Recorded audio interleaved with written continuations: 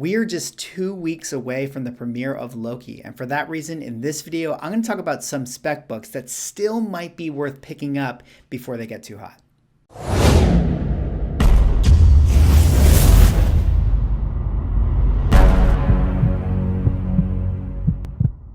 Ladies and gentlemen, welcome back to another video with Swaggle. And like I said in the intro, because we are just 2 weeks away from the premiere of Loki, I wanted to talk about some spec books that still might be worth picking up before they get too hot. Because if history is any indication of the comic books that relate to the Disney Plus shows, once we get the week of the show and the weeks preceding, these books absolutely go to the moon. And frankly, the ones that I'm going to talk about in this video here today are already in orbit. So, again, this to me is like a video that's kind of like the final order cutoff. Like after this point, I would probably advise not picking up any of these books because they're already pretty pricey as they are, especially when you compare them to what they were, say, 3 months ago or so. So definitely these are already hot commodities, but because, the show's coming up, it still might be worth picking some of these things up if you, in fact, are, someone who wants to get their hands on these books because you are someone who actually wants to collect them. But before I get into the video for today, if you guys could drop me a like or a comment or subscribe if you're enjoying the content, help support the channel, do one of those things, and I would appreciate it. All right, that said, let us talk about the books here today. And again, just fair warning. Again, this is not here to promote like FOMO for these books. I'm not saying that you guys should go out there and hit the buy it now on every single one of these eBay links that you can find for these books, but just wanted to kind of, talk to you guys about what books I think are sort of interesting as they relate to, the Loki show and the speculation that might exist around them. And, we can, if you're out there and you're someone who wants to spec on these books, certainly I would say that, this week is probably like that sort of final time to do so, because next week, as we get bombarded with Marvel trailers promoting the Loki show, and then the week of the Loki show, that's when things are going to go absolutely bonkers. So definitely this is sort of like the last week that I would say maybe consider getting your hands on these books, or perhaps check your LCS and see if you can find them in a back bin or at a good price range. So I have separated them into kind of a couple different categories here. I actually have 12 books I'm going to talk about. So a few of them are definitely ones that are spec that relate to the show. So these are ones that because of the information that we've got in the trailers, these books are actually going to have an impact. And then some of the other books that I'm going to talk about are ones that are this is purely driven by speculation. This is stuff that could manifest in some kind of way. And if you are someone who has always wanted to collect one of these books, maybe this is a good time to get it before you get that actual tease or they show up in the show. And then all of a sudden, these books get that uptick as far as their price range is concerned. But with that said, let us get into the picks here for today. And again, I pulled out a few books that I think are interesting for the show. And the first one here, of course, is going to be Thor number 372. And what is the significance of this? Well, this is actually considered the first appearance of the Time Variance Authority. Now, we've already seen in the Loki trailer that, Loki gets captured by this organization known as the Time Variance Authority, and they are a organization within Marvel comic books that their job is like, they're kind of like the shield as it relates to keeping control of the timelines. They're the police of the time stream. So in the show, clearly they're going to play a big role, and this is the comic book where they made their first appearance. Now, this is one that has already heated up. I mean, we rewind the clock 6 months ago, and this was a book that, you could easily find in bins, for $4, $5, things like that. And then once we got the first couple teases of the trailer, this is a book that sort of shot up to that kind of $20 range. And now when I'm checking eBay, I mean, this is a book still hovering around that $35, $40 range. So if we're comparing it to other properties that have related to things like WandaVision, when we knew that the Sword was coming as an organization, leading up to the show, that book was hovering around that sort of $25, $30 range. And then once we got the show and we got Sword in it, it spiked back up to like the $50 range or so. So this is a similar book that I would say is kind of in that wheelhouse where, we're looking at that prices sitting around the $35, $40 range. And when we get that first episode where Owen Wilson says, "Welcome to the Time Variance Authority," certainly this will be a book that sort of gets that, another spike in the market. But that said, this is something that I would use caution on. I would not be spending, $45, $50 on this book because I kind of feel like that's probably the ceiling as it relates to a book like this. So definitely use caution when you're out there if you're looking for this or hunting for this book. Maybe you can find it in LCS hiding in a back bin, but definitely if you can find this, for under that like $20 range, I think it would definitely be a great pickup to grab for yourself. So Thor 372, first appearance of the Time Variance Authority. All right, similarly, as it relates to this, the next book here is we have Fantastic Four number 353. And what is the significance of this? Well, this is the first appearance of a character known as Mobius M. Mobius. There you see him in the lower left corner, hidden in the what is usually the newsstand barcode. That is actually the character that Owen Wilson is going to be playing in the Loki show. So this is another book, again, similar to Thor 372. This is one that, rewind the clock 6 months ago, no pun intended there, rewind the clock, and you actually could find this book for, $5 in a back bin very, very easily. Now, when I go into eBay, this is one that, again, like the Time Variance Authority one, is selling for that $35, $40 range. Definitely a book that people are, anticipating, very much people are specking on this book. I mean, we know that Owen Wilson is going to play Mobius in this show. Now, the question is this, is like, do we think that Owen Wilson is only going to play a role in the Loki show and then his character is going to be done? Or do we think that Owen Wilson is going to play a role in the MCU for many years to come? So if you're someone that actually believes that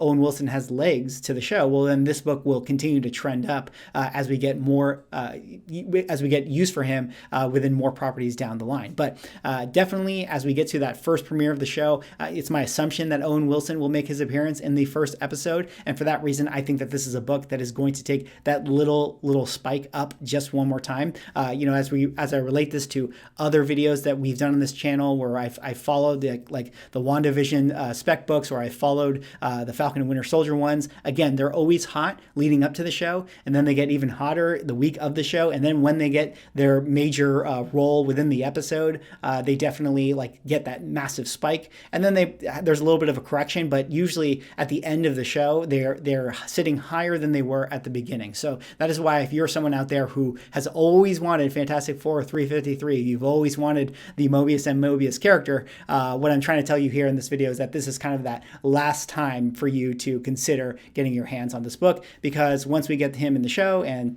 preceding it, it's going to be at that new level in terms of its price range. So Fantastic Four 353, first appearance of Mobius M. Mobius, and the character that Owen Wilson is playing.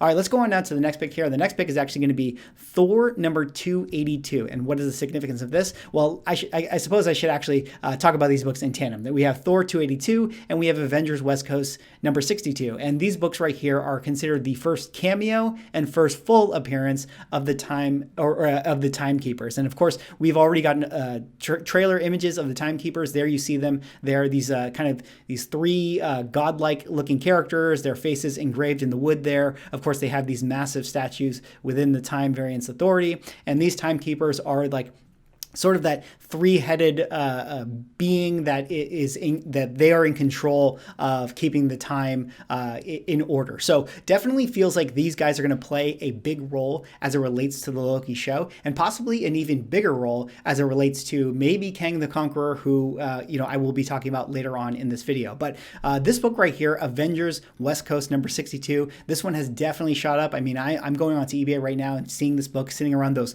$50, $60 ranges. So this is a book that I'm definitely would be cautious on if you are somebody who wants to get this book. It feels like it will continue to take a spike or continue to trend upwards, but it feels like we're already kind of hovering around the top right now. So I'm not sure that this would be a great book to buy right now, but perhaps if you come across it and you find a great deal, definitely something that might be worth picking up. But this one right here, Thor 282, this is an interesting one because this is the first cameo appearance of the Timekeepers, and this is one that still sits around sort of that $25 range that, if you're looking for it on eBay. So definitely kind of a more interesting book. This is one that I would say is probably a sleeper book that you could still find at your LCS. So, if you happen to go to your LCS in the next week or two, I would definitely flip through that Thor section and see if you can find this book, number 282, first cameo appearance of the Timekeepers, because this is definitely one that I feel like has some growing room as we get to the show. So Thor 282 and Avengers West Coast number 62. All right, let's go on now to the next book here. And the next book is actually going to be the Terminatrix Objective Avengers number 1. Well, that's definitely a mouthful. And what is the significance of this? Well, this is actually considered the first appearance of the Council of Kangs. Now, for those who don't know, in this storyline, Kang the Conqueror, of course, who we know is going to be played by Jonathan Majors in the Ant-Man 3 movie, is going to play Kang the Conqueror. And he eventually, in his storyline, because he's traveling through time and going through all these multiverses and creating multiple versions of himself, eventually creates what is known as the Council of Kangs, meaning all of his various Kang personas and bodies, they all have this council that they form where they they talk. They do multiple things. I mean, it was invented to kind of eliminate the weak versions of the Kangs, but also they sort of work in tandem and work together to do their bidding and essentially conquer all of the time streams together. So in this book right here, the Terminatrix Objective Avengers number 1, this is actually the first appearance of the Council of Kang. So this one is really interesting to me because for a few reasons. One, we know that Kang is coming. We feel like we're going to get a lot of this kind of discussion around time travel with the Loki show, and it feels like that we might actually see Kang related to the Timekeepers in some kind of way. Maybe he's an agent of the Timekeepers. Maybe he works for the TVA. Maybe there is a council that is a Council of Kangs that they're going to show in this Loki show, and this is the book where that sort of takes place. The other thing that's interesting about this book is that this one is actually written by Mark Gruenwald, and of course I've talked about Mark Gruenwald a lot as it relates to the Falcon and Winter Soldier show because they took a lot of Mark Gruenwald's storyline from the Captain America comic book run and imported it over to the MCU. So definitely Mark Gruenwald as a creator, as a writer, is someone who clearly Feige and the MCU have their eyes on. They've taken a lot of his creative stories and brought them into the MCU. So this is another one here, another book that they could be, definitely are aware of it. They definitely probably read it, and they could be bringing this over to the MCU. So definitely an interesting one, the Terminatrix Objective Avengers number 1. And this is a book that I still think is, hovering around that sort of $15 or $10 range. You can definitely find this book in LCSs, not as well known, and definitely one that I think has legs to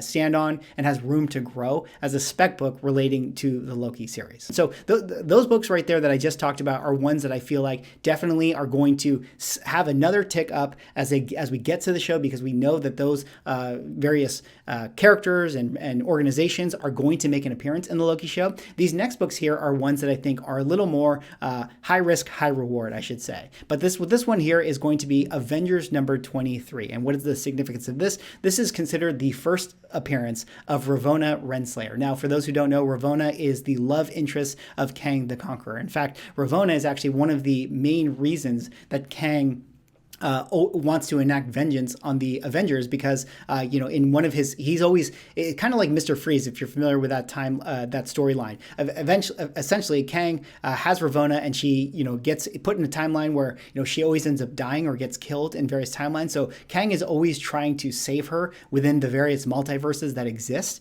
So he always feels like if he can kill the Avengers, that would save the timeline that he wants to control, which it has Ravonna being alive, his love interest. So I have a feeling that they might do a similar storyline here with regards to the MCU. And one of the characters that we have in the Loki show right here, you see here as, excuse me if I get the name wrong, but it's Gugu Mbatha-Raw. She is actually currently speculated to be playing a character known as Ravonna. Now, they haven't gone full on and said that her last name is Renslayer, or they haven't inferred that, this is in fact is the character that Kang is actually connected to. But similar to how we had Catherine Hahn playing a character known as Agatha, and that was just what we called her for multiple episodes within the show. I have a feeling that they're intentionally leaving out her last name right now, because they know that people will know that if in fact they call her Ravonna Renslayer, then everyone's going to know who her character is. So currently her name is just Ravonna, and she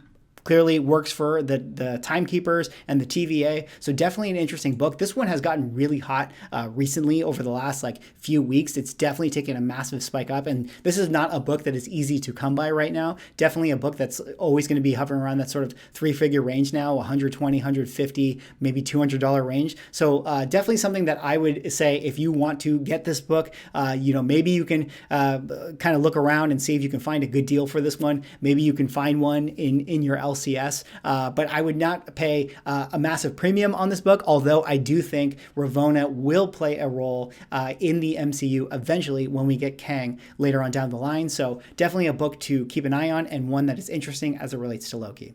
All right, let's go on now to a couple more books here. And this is another kind of speculative one that we don't have confirmation for. But this one right here is actually Loki, Agent of Asgard #2. Now, Go Collect has the naked variant on this cover, but essentially this is what the cover looks like. There are multiple printings of this. And what is the significance of this? Well, this is actually the first appearance of female Loki. Now, there has been speculation right here that Sophia DiMartino could in fact be playing the female version of Loki. Again, there's also speculation that she might be playing Enchantress, which I'll talk about later in this video. But as of right now, to me, it feels like what is most likely is that Loki's going to be traveling around the different multiverses, and he's going to be meeting different versions of himself, including one that is a gender swap version with him meeting his female counterpart, played by Sophia DiMartino. So Loki, Agent of Asgard #2 is where female Loki makes her first appearance. And this is, again, another book that has gotten super hot as of late. There are not many copies to be found on eBay, but the ones that are there are hovering around, the $100 range. So another interesting book that I think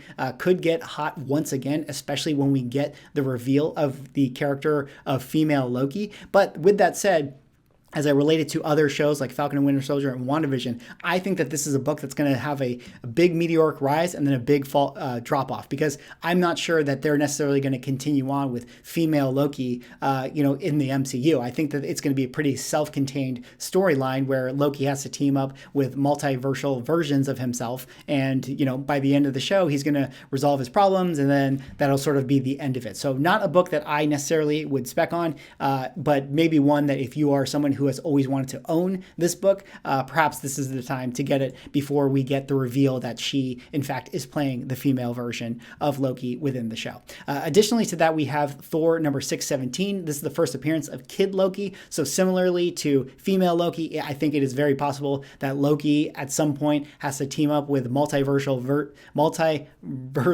versions of himself in order to overcome whatever problems he has to solve. So I think for that reason, this is another book that, again, on eBay has gotten really hot, hovering around that $100 range. So these are two books here that I think are very interesting that could pop off once we get the show for Loki. But again, if you're someone out there who's just purely speculating on these things, I would probably advise you not to get them now. I think that they have gotten really hot. But if you're somebody who has just always wanted to collect this book, this might be the time to grab it. Otherwise, you're going to have to wait for quite a while until these books cool down once again. All right, let's go on now to the last few books here that I have, and this one is actually going to be Avengers #69. Now, I've talked about this in another video of undervalued books. In fact, I've talked about a lot of these books that I'm talking about here today. But this one right here I think is interesting because this is the first appearance of the Grand Master. And there is one image in the Loki trailer that I always come back to that I think is really interesting. And that image is this one right here. To me, this looks like the junkyard on Sakaar that we saw in Thor #3, where we did see Jeff Goldblum playing the Grand Master. Now, remember, after that planet had its revolution, Jeff Goldblum in the end credits ended up in kind of the junkyard area. So it's my suspicion, when I look at this feels like this is sort of that junkyard area. So my thought would be that maybe Loki is going to need to encounter the Grand Master once again and have some interactions with him. So it's my suspicion that we might in fact see the Grand Master make an appearance in Loki. And if we do, I feel like this book is going to get another uptick, the Avengers #69. So this is one that I'm suggesting to you guys out there. If this is something that you've always wanted to have in your collection, this might be a good time to try to get your hands on it if you can find a good deal before we get another appearance of the Grand Master. Similarly, next few books that we have here is Journey into Mystery number 103. Of course, I talked about Sophia Di Martino as being speculated as perhaps she's going to make an appearance as the Enchantress. Now, again, this is definitely more of a speculative pick here, but one that I'm sort of throwing out to you guys as if you are someone who has always wanted to own this book, first appearance of Enchantress, and you have the budget and have the means to acquire it, this might be the time to pull the trigger before we actually do get any kind of confirmation that Enchantress is in the MCU. Now, I'm not saying that this is a good sort of speculation that in fact we are 100% going to see Enchantress in the MCU, but this is one that I think might be worth grabbing if you're someone who has always wanted to get this character, because if we do get an allusion to Enchantress, this is definitely a book that is going to heat up massively once we get that reveal. Similarly, there's also other speculation right now. Dark Reign Young Avengers number 1. This is the first appearance of Young Enchantress, one that actually joins the Young Avengers. So this is another interesting book that has gotten super hot, and there's currently speculation that we might get that version of Enchantress into the MCU. So if you're someone who likes that version, you're someone who believes in Young Avengers, this might be something that you may want to take a look at. Dark Reign Young Avengers number 1. Again, it feels like we are building to the Young Avengers, and that we've gotten already allusions to many of the Young Avengers characters in the various Disney Plus properties. So the one that could emerge from this Loki series here certainly could be Iron Lad, which is of course related to Kang the Conqueror. But another one here could be the young version of Enchantress, and she makes her first appearance in Dark Reign Young Avengers number 1. So definitely a book that is very interesting. Also one that has gotten extremely hot. This again is pushing the 3-figure range, and there is not much inventory to be found on eBay. All right, last couple of books just to talk about here before we wrap it up, again, is Avengers number 10 and Avengers number 8. And what are the significance of these? Well, this is the first appearance of Kang the Conqueror, and this is the first appearance of Immortus, another version of Kang the Conqueror. Well, we all know that Kang the Conqueror is coming. He is definitely going to make his appearance in Ant-Man number 3, but it feels like that they would want to tease in some kind of way Kang the Conqueror before they actually introduce him in the Ant-Man movie. And it is possible that we might see at least some allusion to him here in the Loki series. If we're going to be discussing time travel, it only makes sense that we're going to introduce, the villain who has everything to do with time travel to some degree. And it might be that we actually get the Immortus version of Kang the Conqueror here, because there has been storylines where Immortus does work with the Timekeeper. So it's very possible that we get an Immortus Kang the Conqueror within context to Loki, and then eventually that leads us to Kang the Conqueror, the villainous Kang the Conqueror in the Ant-Man show. So it might be possible that the storyline is that Immortus and Ravonna are together, and then maybe she gets killed in the Loki show, and then eventually that creates Kang to become the villain version of himself, and he goes on to do his evil doings in Ant-Man 3. So definitely interesting books here. These again are books that I'm sort of saying to you guys out there right now that if you are someone who has always wanted to get your hands on Avengers number 8 or Avengers number 10, this might be the time to sort of pull the trigger, because if in fact we do get Kang the Conqueror in the Loki show in any kind of way, those books are definitely going to take their next massive spike up in the market. Anyways, that is all I have for this video. Those are my sort of like spec books that I think are interesting to watch and maybe consider picking up if there is still a window to get them. We are 2 weeks out from the show. Definitely excited about this one. This is the show that I've been looking forward to the most. Let me know what you guys think. Are there any other spec books that you think are really interesting for the Loki series? Let me know if you guys have been grabbing anything. Drop me a like, comment, subscribe if you're enjoying the content, and I will see you in the next video.